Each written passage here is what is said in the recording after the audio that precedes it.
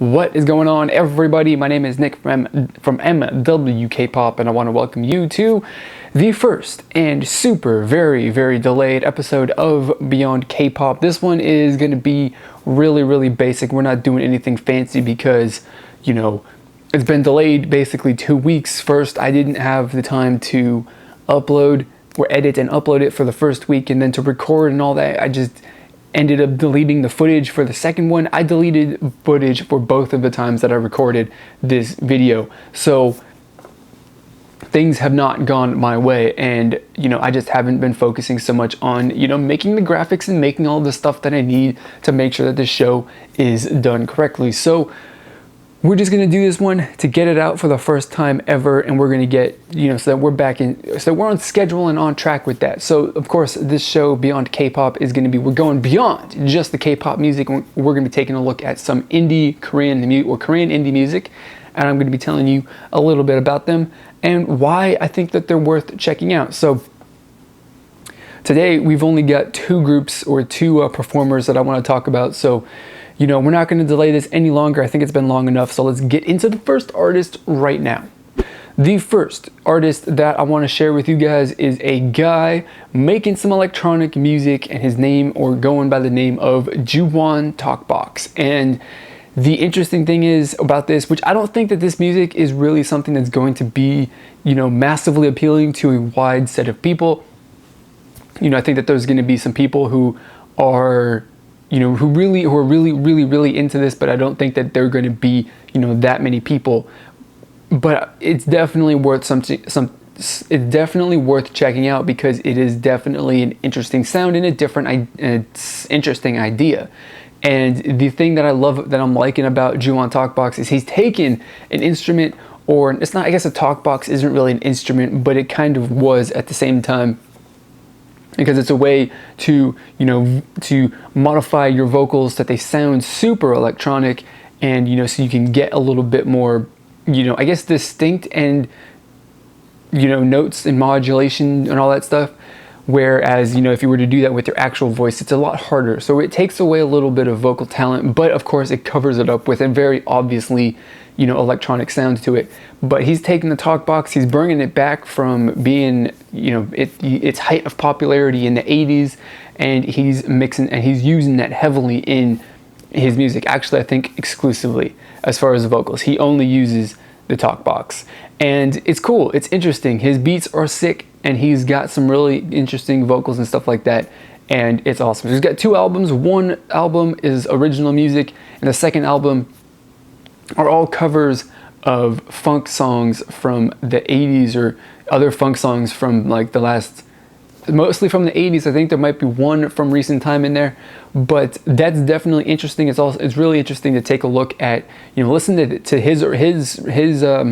his cover of it, and then listen to the original as well. And I have to say that listening to like his actual original music, the stuff that he's written himself, I think that it's pretty obvious to me, and it's, that his influence, he definitely takes a bit of influence from hip hop and R&B and those sorts of, styles and genres of music, because I get that feeling in the music tracks, and then he mixes over the talkbox, and it's just something that's really interesting, even though it's not really something that I think a lot of people are going to appeal to, or it's going to appeal to a lot of people. I don't particularly like it that much, but I definitely do, find it interesting, and it's fun to listen to. I really dug it the first time I listened to it. So there you go, Juwon Talkbox. He's got a couple social media accounts, which I can't remember off the top of my head. He's also got a Bandcamp, so if you want to buy his music and listen to it as well, you can do that. I'll have them listed, what accounts, and then I'll have links to them down in the profile, down in the description box. So check it out, give him a follow, support him in his career of making music, because he can, of course, musicians can always use your help. So we're moving on to the next person who I really love. It's fantastic that I just discovered her, and I was like, whoa, no one knows, but apparently a lot of people know who she is. The final artist that I want to talk about really quickly before we wrap this up is Neon Bunny, making some synth pop music that I absolutely love. Now, synth pop for me has got a bit of a special, place as far as, the genres of music, because it is the first genre that I basically branched out to from listening to almost exclusively heavy metal music I went from that to listening to synth pop, and I got really, really into a lot of Australian groups and stuff like that. And she is fantastic. Her music is absolutely stunning.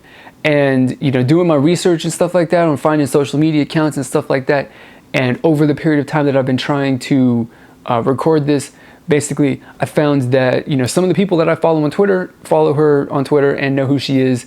I believe John Oliver has dropped her name on his TV show in the United States. So basically that show gets broadcast to millions of people, and her, you know, Neon Bunny was mentioned. And I think just last week she was playing like a world music festival in Finland. So definitely she's not unknown, but definitely any sort of promotion and somebody talking about her is definitely appreciated, of course. So, you know, indie music doesn't mean that people don't know who they are. Indie music definitely does just mean that, you know, they kind of more or less make their own music, they produce it, they, you know, fund all of that themselves, and they are fighting to make an actual career and a living out of it, whereas the K-pop groups definitely are not indie music. But Neon Bunny is none of that. She's making, like, you know, pop sounding music, but that's about the closest as far as like the instrumentation and the instruments used that she gets, because synth pop and stuff like that is different from K-pop. It's far different from K-pop. They've had some synth pop influences in K-pop, but it's not the same in any way. But the reason why I love Neon Bunny is because, at least from the number of songs that I listened to, which I thought was a pretty decent amount, is that the beats and for the music track is fantastic. They are really, really upbeat and heavy and very, very, like, the beat to the song, the music tracks are really, really easy to get into. They grab your attention, and then you cannot possibly break your attention away from it because they are so captivating. But on the other hand, the vocals that are on top of those are really, really light and mellow and chill and relaxing, and I like that contrast. I like it. I like it a lot. So you got the music track that you're focusing on, so that that's grabbed your attention, and then you've got the music track to kind of back your attention away, or the vocal track to kind of back your attention away from it. So you're just listening and enjoying the strong beat with the very nice vocals, and I like that combination. It's really, really awesome. So, you know, that's fantastic. Of course, she is on Bandcamp as well, so if you want to buy her music, check it out, do that as well. Also, the fun thing too is she's got a little merch tab on Bandcamp, and she's got a t-shirt, which I'm totally going to be buying at some point in the future when I figure out, you know, once I've got all of my bills paid and I know how much money I have left. But, you know, I'll definitely be sporting a Neon Bunny, wearing a Neon Bunny t-shirt at some point in the future. So if that's something you guys, you know, it'll end up being in my rotation of shirts that I wear for my videos.